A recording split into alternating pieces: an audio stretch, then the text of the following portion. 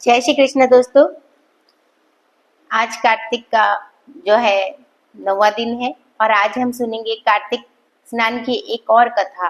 और ये कथा जो है चिड़ा चिड़ी की कथा कहलाती है और इसे जो है बुढ़िया माई की खिचड़ी की कथा भी कहा जाता है। तो चलिए हम सुनते हैं।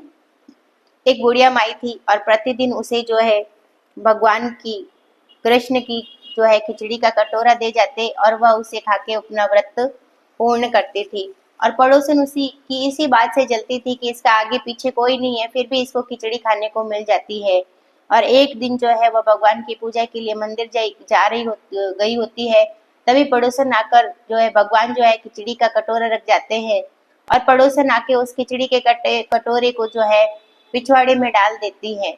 और बुढ़िया माई आकर देखती है, उसे खिचड़ी का कटोरा कहीं नहीं मिलता और वह कहने लगती है, कहाँ गई मेरी खिचड़ी, कहाँ गया मेरा बेला।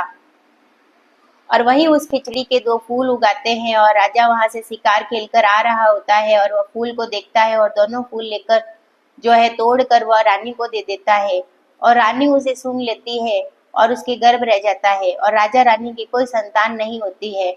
उसी फूल सूंघने से उन्हें 2 बालक प्राप्त होते हैं और वह बालक किसी से बात नहीं करते।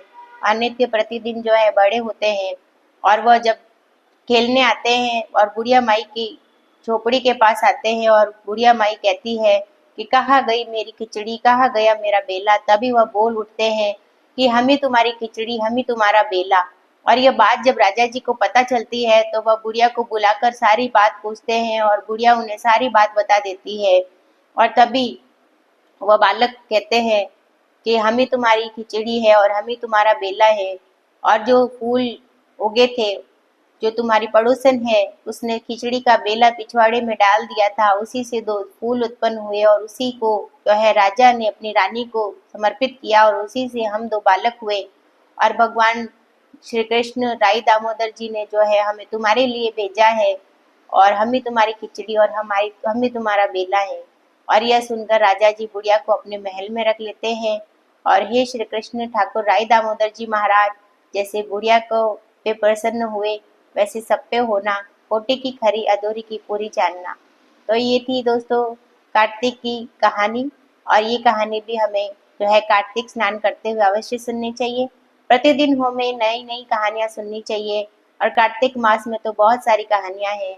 और इससे पहले भी मैंने अपने चैनल पे बहुत सी कहानियां अपलोड करके रखी है, आप चाहे तो उन्हें भी सुन सकते हैं। कार्तिक की पुष्कर स्नान की कथा, कार्तिक की गंगा स्नान की कथा और इसी प्रकार आगे और मैं आपके लिए अच्छी अच्छी कथाएं लाती रहूंगी। तो